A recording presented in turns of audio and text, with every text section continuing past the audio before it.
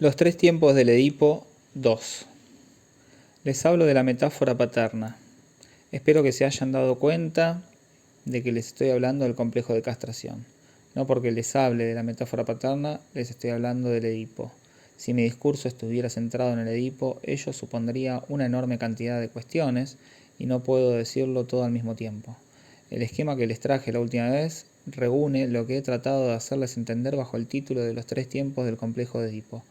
De lo que se trata, como les destaco en todo momento, es de una estructura constituida no en la aventura del sujeto, sino en otra parte, en la que él ha de introducirse.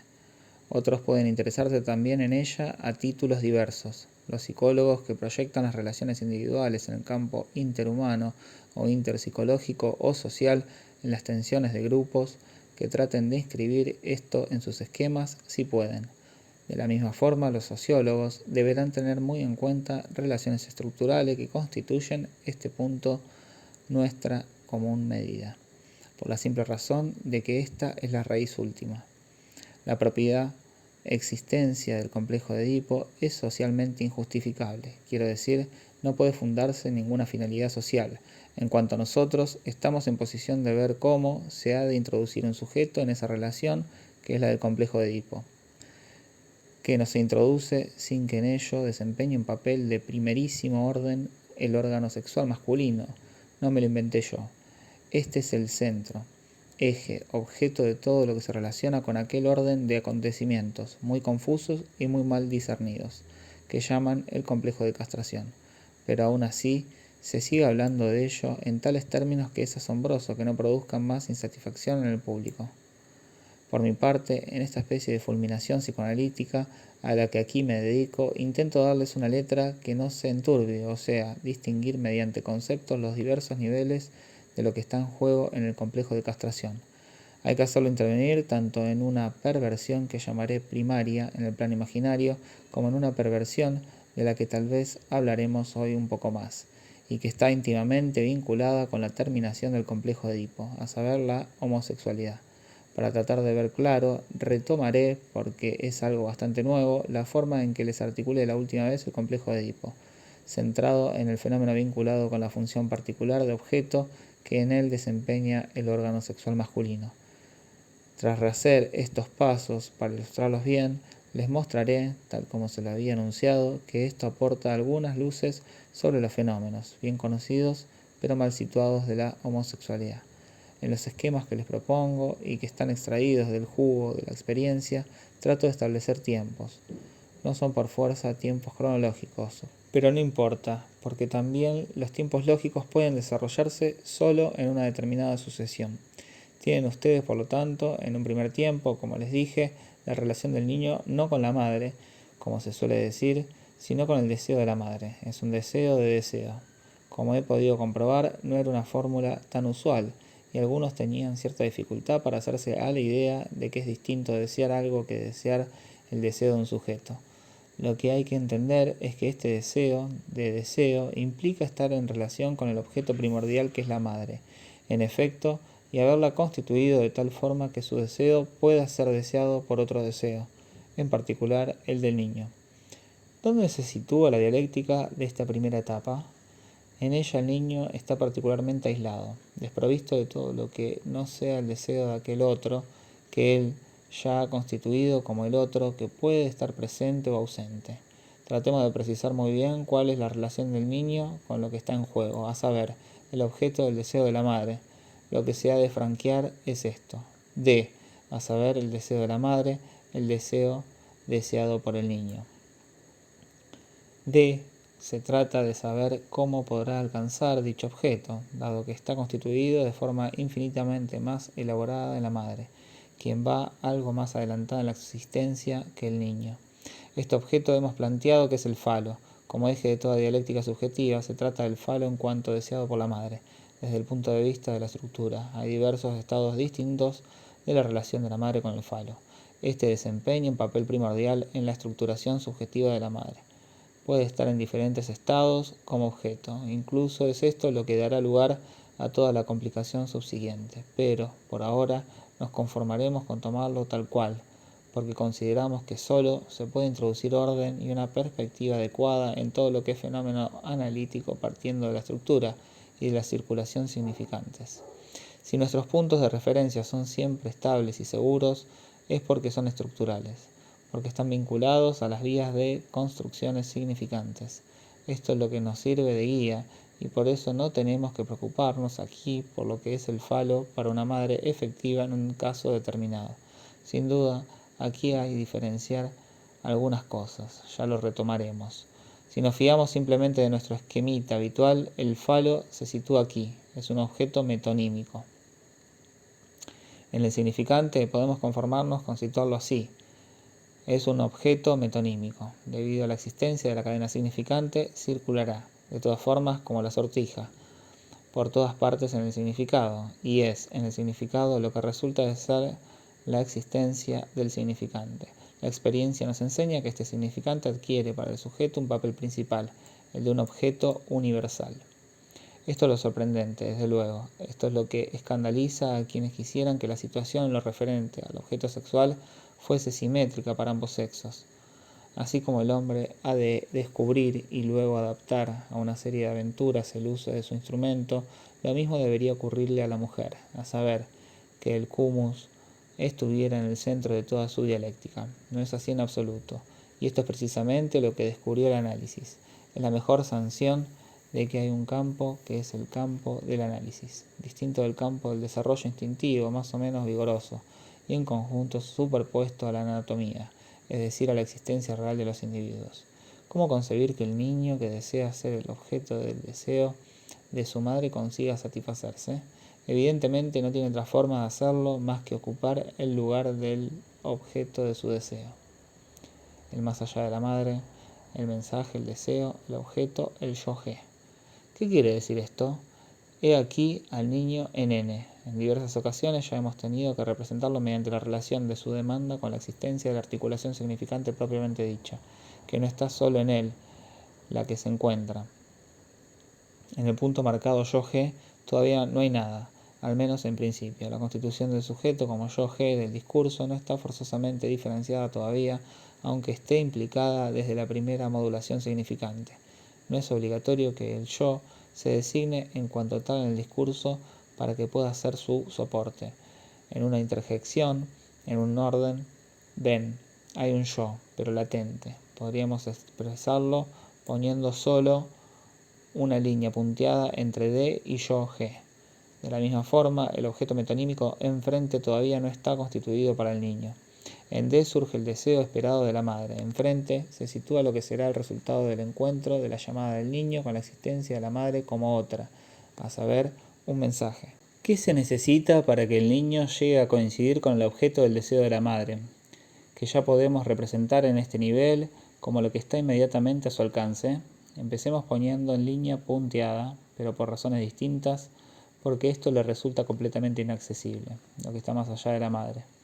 Es preciso y suficiente con que el yo-G latente en el discurso del niño vaya aquí, a D, a constituirse en el nivel de este otro que es la madre. Que el yo-G de la madre se convierta en el otro del niño, de lo que circula por la madre en D, en tanto que ella misma articula el objeto de su deseo, vaya a M a cumplir su función de mensaje para el niño, lo cual supone, a fin de cuentas, que éste renuncie momentáneamente a su propia palabra, sea cual sea. Pero no hay problema, pues su propia palabra todavía está más bien en este momento en formación. El niño recibe, pues, en M el mensaje en bruto del deseo de la madre, mientras que debajo, en el nivel metonímico con respecto a lo que dice la madre, se efectúa su identificación con el objeto de ésta. Esto es extremadamente teórico, pero si no se capta al principio es imposible concebir lo que ha de pasar a continuación, es decir, la entrada en juego del más allá de la madre, constituido por su relación con otro discurso, el del padre. Así, si el niño está abierto a inscribirse en el lugar de la metonimia de la madre, o sea, convertirse en lo que les nombré el otro día como su súbdito, es porque primero asume el deseo de la madre, y solo lo asume de una forma en cierto modo bruta en la realidad de este discurso. Ya han visto ustedes en qué desplazamiento se basa lo que llamaremos en este caso la identificación primitiva. Consiste en este intercambio que hace que el yo-G del sujeto vaya al lugar de la madre como otro, mientras que el yo G de la madre se convierte en su otro. Esto es lo que pretende expresar el peldaño que se ha subido en la pequeña escalera de nuestro esquema, lo cual acaba de producirse en este segundo tiempo. Este segundo tiempo tiene como eje el momento en que el padre se hace notar como interdictor, se manifiesta como mediado en el discurso de la madre. Hace un momento, en la primera etapa del complejo de Edipo, el discurso de la madre era captado en estado bruto. Decir ahora que el discurso del padre está mediado no significa que hagamos intervenir de nuevo lo que la madre hace de la palabra del padre, sino que en la palabra el padre interviene efectivamente sobre el discurso de la madre. Aparece, pues, de forma menos velada que en la primera etapa, pero no se revela del todo. A esto responde el uso del término mediado en esta ocasión. En esta etapa, el padre interviene en calidad de mensaje para la madre. Él tiene la palabra en M, y lo que enuncia es una prohibición, un no que se transmite allí donde el niño recibe el mensaje esperado de la madre. Este no es un mensaje sobre un mensaje. Es una forma particular de mensaje sobre un mensaje que, para mi gran sorpresa, los lingüistas no distinguen, y así se ve el gran interés que tiene nuestra confluencia con ellos, a saber, el mensaje de interdicción. Este mensaje no es simplemente el no te acostarás con tu madre, dirigido ya en esta época al niño. Es un no reintegrarás tu producto, dirigido a la madre.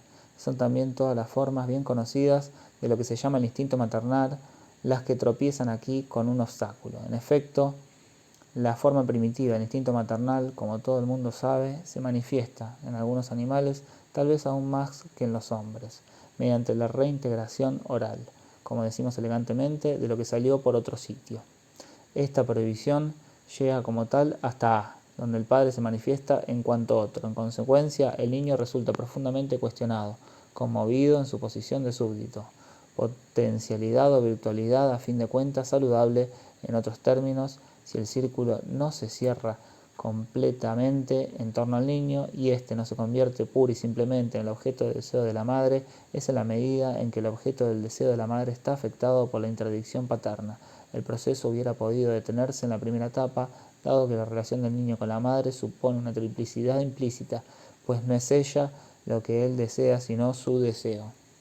Esto es ya una relación simbólica, que le permite al sujeto un primer cierre del circuito, del deseo de deseo, y un primer logro, el hallazgo del objeto del deseo de la madre. Sin embargo, todo es cuestionado de nuevo por la interdicción paterna, que deja al niño colgado cuando está descubriendo el deseo del deseo de la madre. Esta segunda etapa está un poco menos hecha de potencialidades que la primera, es sensible, perceptible, pero esencialmente instantánea, por así decirlo, o al menos transitoria. No por ello es menos capital, pues, a fin de cuentas, es la que constituye el meollo de lo que podemos llamar el momento privativo del complejo de Edipo.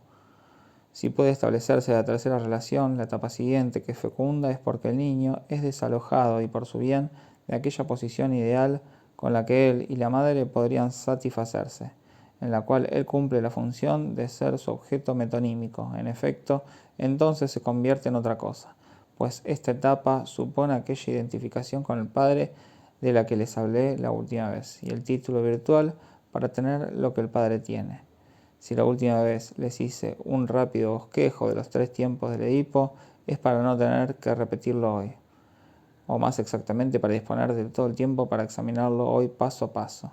Detengámonos aquí un instante para lo que es casi un paréntesis, importante sin embargo relacionado con la psicosis. Es extremadamente importante considerar la forma en que el padre interviene en este momento de la dialéctica del Edipo.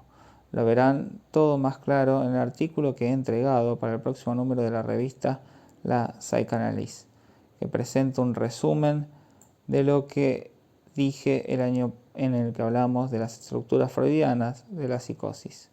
El nivel de publicación que esto representa no me ha permitido entregar el esquema anterior, que hubiera requerido demasiadas explicaciones, pero cuando lean ese artículo espero que dentro de no mucho tiempo podrán seguir ustedes con sus notas lo que voy a indicarles ahora. En la psicosis, el nombre del padre, el padre en cuanto función simbólica, el padre en el nivel de lo que ocurre aquí entre mensaje y código y mensaje, está precisamente Verworfen.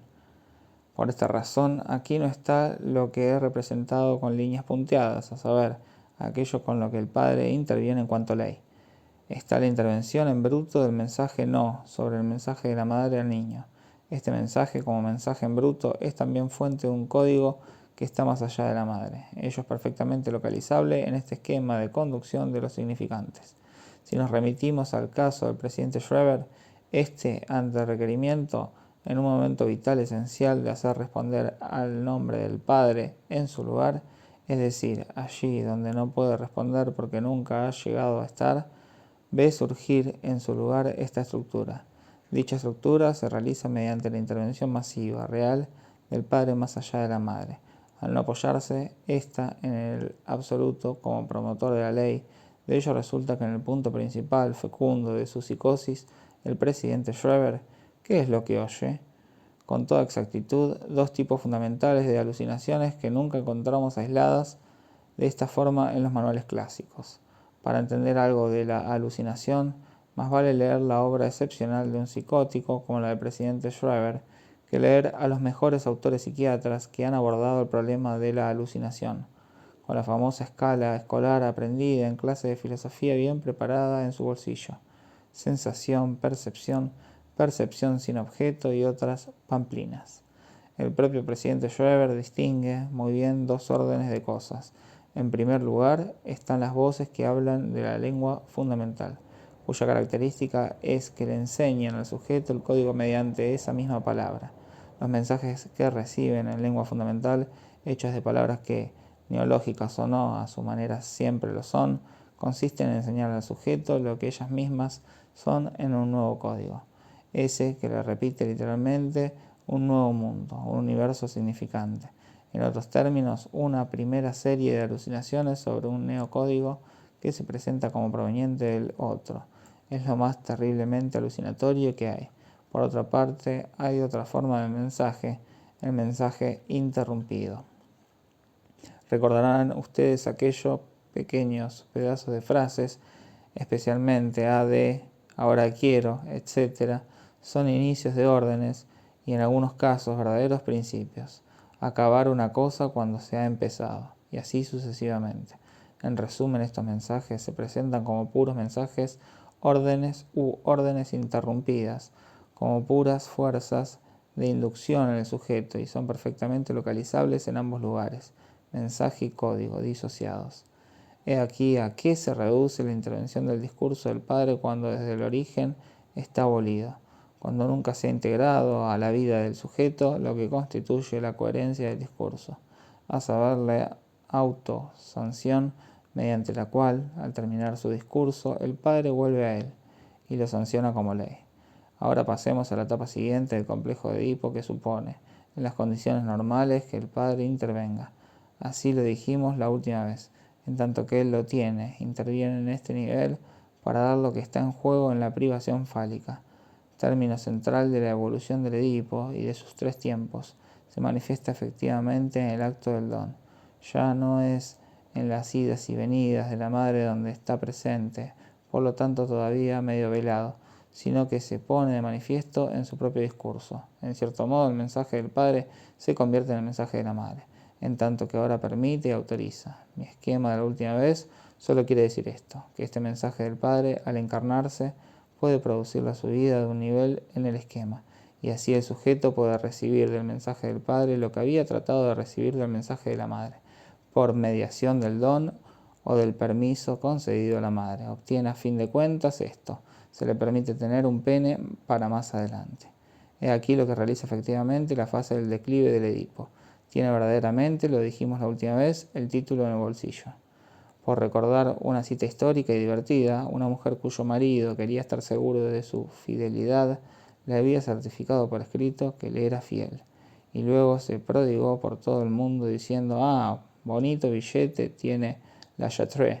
Pues bien, este la Chartres y nuestro pequeño castrado son ciertamente de la misma clase. También tiene al final del Edipo un bonito papel que no es poca cosa, pues en él se basará más adelante que puede asumir con tranquilidad, en el más feliz de los casos, tener un pene, dicho de otra manera, ser alguien idéntico a su padre. Pero se trata de una etapa en la que, como ustedes ven perfectamente, las dos vertientes siempre pueden revertir la una en la otra. Hay algo abstracto y sin embargo dialéctico en la relación entre los dos tiempos de los que les acabo de hablar. Aquel en el que el padre interviene como interdictivo y privador, y aquel en el que interviene como permisivo y donador con respecto a la madre. Pueden pasar otras cosas y ahora, para verlo, hemos de situarnos en la madre y plantearnos de nuevo la cuestión de la paradoja que representa el carácter central del objeto fálico en cuanto imaginario. La madre es una mujer a la que suponemos ya en la plenitud de sus capacidades de voracidad femenina, y la objeción planteada a la función imaginaria del falo es completamente válida. Si la madre es esto, el falo no es puro y simplemente aquel bello objeto imaginario, pues ella se lo ha tragado hace ya algún tiempo. En otras palabras, el falo en la madre no es únicamente un objeto imaginario, es también perfectamente algo que cumple su función en el plano instintual, como instrumento normal del instinto. Es el inyecto, si así puedo expresarme, como una palabra que no quiere decir simplemente que ella se lo introduce, sino que se lo introducen. Este indica igualmente su función instintiva. Si tenemos ahí toda la dialéctica del Edipo, es porque el hombre ha de atravesar todo el bosque del significante para alcanzar sus objetos instintivamente válidos y primitivos. Ello no impide que, a pesar de todo, de vez en cuando lo consiga, gracias a Dios. De lo contrario, las cosas se hubieran extinguido desde hace mucho tiempo a falta de combatientes, en vista de la excesiva dificultad para alcanzar el objeto real. Esta es una de las posibilidades en cuanto a la madre. Hay otras, y deberíamos tratar de ver qué quiere decir para ella su relación con el falo, dado que, como a todo sujeto humano, le preocupa enormemente. Por ejemplo, podemos distinguir, junto a la función de inyecto, la de adyecto. El término designa la pertenencia imaginaria de algo que, en el nivel imaginario, se le da o no se le da. Tiene permiso para desearlo, le falta. El falo interviene entonces como falta, como el objeto del que está privada, como objeto del penisneid, de aquella privación siempre sentida cuya incidencia conocemos en la psicología femenina, pero también puede intervenir como objeto que de todas formas se le da, pero desde donde está tomando en consideración de forma muy simbólica. Esta es otra función del adyecto, aunque pueda confundirse con la del inyecto primitivo. En suma, si bien tiene todas las dificultades que supone haber de introducirse en la dialéctica del símbolo para llegar a integrarse en la familia humana, la mujer tiene por otra parte todos los accesos a algo primitivo e instintual que la sitúa en una relación directa con el objeto, no ya de su deseo, sino de su necesidad. Una vez elucidado esto, ahora hablemos de los homosexuales. De los homosexuales se habla, a los homosexuales se los cuida, a los homosexuales no se los cura. Y lo más formidable es que no se los cura a pesar de que sean perfectamente curables. Si algo se desprende de la forma más clara de las observaciones, es que la homosexualidad masculina, la otra también, pero hoy vamos a limitarnos al macho por razones de claridad, es una inversión con respecto al objeto que se estructura en un Edipo pleno y acabado. Más exactamente, aunque realiza esta tercera etapa de la que hemos hablado hace un momento, el homosexual la modifica bastante sensiblemente. Me dirán ustedes, ya lo sabíamos, realiza el Edipo en una forma invertida. Si con eso les basta, pueden no pasar de ahí. No los obligo a seguirme, pero considero que tenemos derecho a exigirnos algo más que decir. ¿Por qué su hija es muda? Porque el Edipo está invertido. Todavía nos queda algo que buscar en la propia estructura de lo que muestra la clínica a propósito de los homosexuales. Si no podemos comprender mucho mejor cómo se sitúa exactamente la terminación del Edipo, hay que considerar en primer lugar su posición con todas sus características y en segundo lugar el hecho de que se aferre hasta tal extremo a dicha posición. El homosexual, en efecto, por poco que se le ofrezca un medio y cierta facilidad, se aferra muchísimo a su posición de homosexual y sus relaciones con el objeto femenino, en vez de abolidas, están por el contrario muy profundamente estructuradas. Creo que solo esta forma de esquematizar el problema permite indicar a qué se debe la dificultad de conmover su posición, y más aún porque una vez puesta al descubierto por lo general, el análisis fracasa. Ello no se debe a una imposibilidad interna de dicha posición, sino a que son exigibles toda clase de condiciones y hay que meterse por los recovecos en lo que su posición se le ha convertido en algo tan precioso y primordial. Se puede advertir cierto número de rasgos en el homosexual y, en primer lugar, una relación perpetua y profunda con la madre. A la madre nos la presentan, de acuerdo con la media de los casos, como alguien que tiene en la pareja parental una función directiva, eminente, y se ha ocupado más del niño que del padre. Se dice también, y esto es ya otra cosa, que se habría ocupado del niño de una forma muy castradora, que se habría preocupado muchísimo, con mucha minuciosidad, demasiado tiempo de su educación. Nadie parece sospechar que todo esto no va en la misma dirección. Hay que añadir algunos eslabones suplementarios para llegar a pensar que una intervención tan castradora pudiera producir como efecto en el niño tal sobrevaloración del objeto, en la forma general en que ésta se presenta en el homosexual, que ninguna pareja susceptible de interesarle podría estar privado de él. No quiero tenerlos en vilo, ni dar la impresión de que quiero plantearles adivinanzas. Creo que la clave del problema en lo referente al homosexual es esta. Si el homosexual, con todos sus matices, concede un valor predominante al objeto pene hasta el punto de convertirlo en una característica absolutamente exigible a la pareja sexual, es porque de alguna forma la madre le dicta la ley al padre, en el sentido en que les he enseñado a distinguirlo. Les dije que el padre intervenía en la dialéctica edípica del deseo en tanto que le dicta la ley a la madre. Aquí se trata de algo que puede revertir diversas formas y se reduce siempre a esto. Es la madre quien le ha dictado la ley al padre en un momento decisivo. Esto quiere decir, muy precisamente, que cuando la intervención interdictiva del padre hubiera debido introducir al sujeto en la fase de su relación con el objeto del deseo de la madre y cortar de raíz para él toda posibilidad de identificarse con el falo, el sujeto encuentra, por el contrario, en la estructura de la madre el sostén, el refuerzo por cuya causa esta crisis no tiene lugar. En el momento ideal, en el tiempo dialéctico en que la madre debiera ser captada como privada del adyecto, de tal forma que el sujeto ya no supiera literalmente a qué santo encomendarse, lo que encuentra, por el contrario, es su seguridad. Aguanta perfectamente porque siente que la madre es la clave de la situación y no se deja ni privar ni desposeer.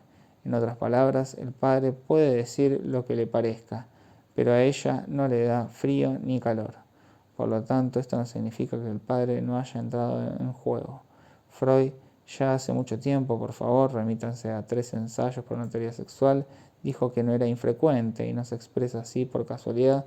Si dice no es infrecuente, no es por desidia, es porque lo ha visto frecuentemente, que una inversión esté determinada por la Wegfall, la caída de un padre demasiado interdictor. Ahí están los dos tiempos, a saber, la interdicción, pero también que dicha interdicción ha fracasado. En otros términos, que es la madre quien al final ha dictado la ley. Esto les explica también que en casos muy diversos, si la marca del padre interdictor está quebrada, el resultado es exactamente el mismo, en particular en casos en que el padre ama demasiado a la madre, en los que debido a su amor parece demasiado dependiente de la madre, el resultado es exactamente el mismo. No les estoy diciendo que el resultado siempre sea el mismo, sino que en ciertos casos es el mismo. El hecho de que el padre ame demasiado a la madre puede tener un resultado distinto de una homosexualidad. No me refugio en absoluto en la Constitución, solo advierto, de paso, que las diferencias están por establecer y que se puede observar, por ejemplo, un efecto del tipo neurosis obsesiva, como veremos en otra oportunidad.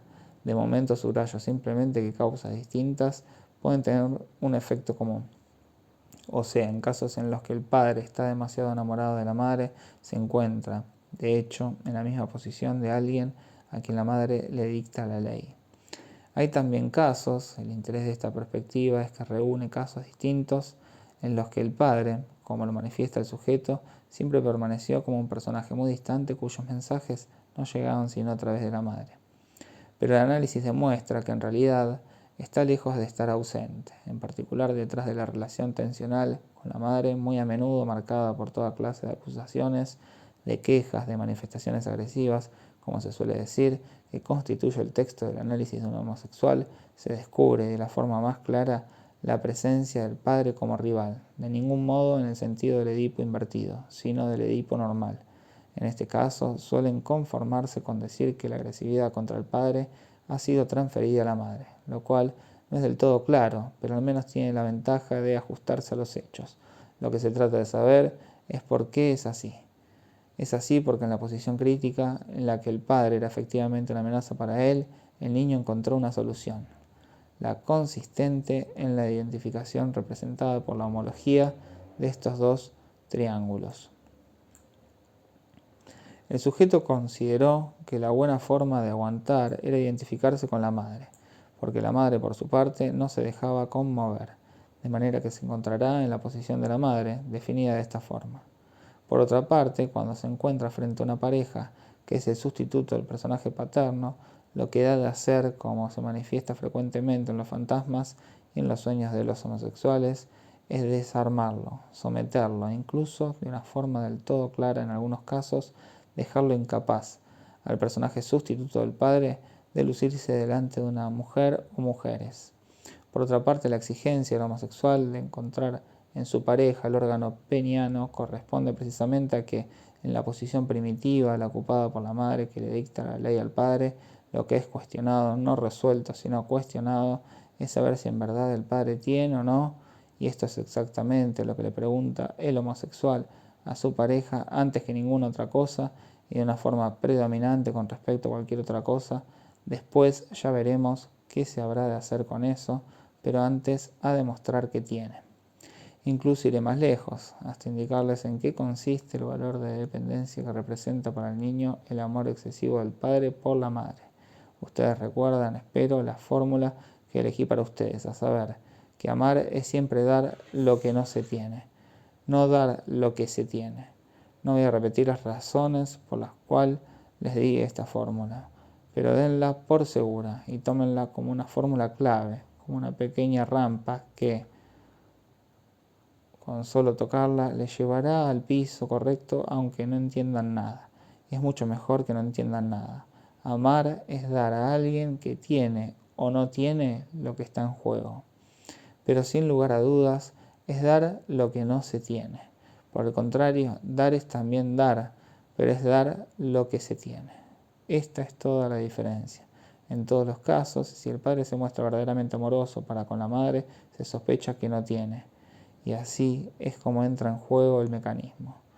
Vean cómo, en este sentido, las verdades nunca son del todo oscuras ni ignoradas. Cuando no están articuladas, al menos se presienten. No sé si se han dado ustedes cuentas de que este tema candente los psicoanalistas nunca lo abordan, aunque saber si el padre amaba a la madre sea por lo menos tan interesante como saber si la madre amaba al padre.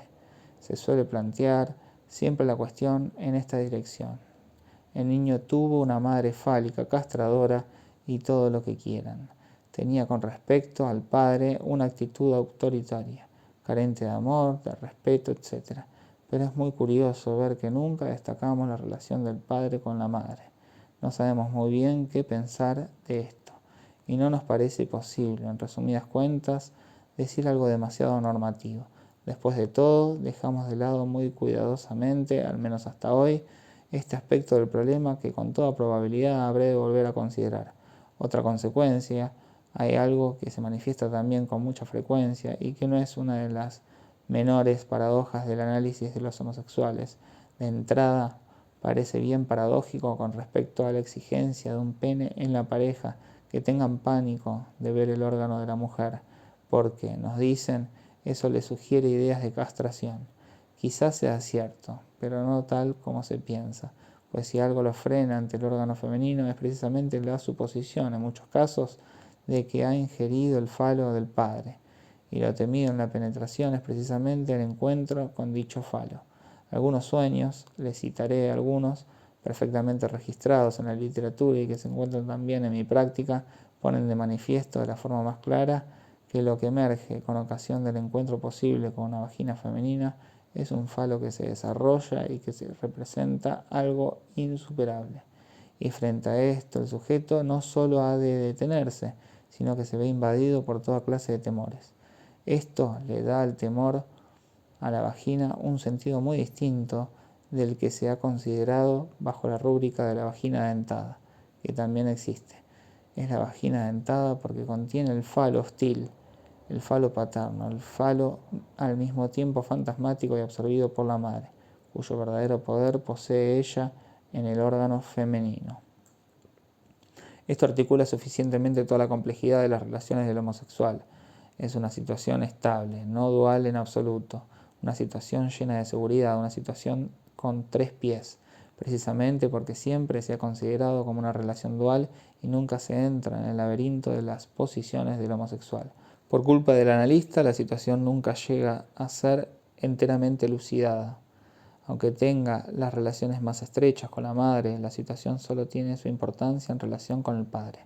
Lo que debiera ser el mensaje de la ley es todo lo contrario, y está, ingerido o no, en manos de la madre.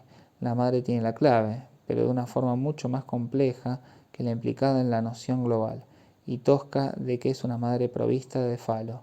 Si resulta que el homosexual se ha identificado con ella, no es de ningún modo, pura y simplemente, en tanto que tenga o no tenga el adyecto, sino porque está en posesión de las claves de la situación particular que prevalece a la salida del Edipo, donde lo que se juzga es saber cuál de los dos tiene a fin de cuentas el poder.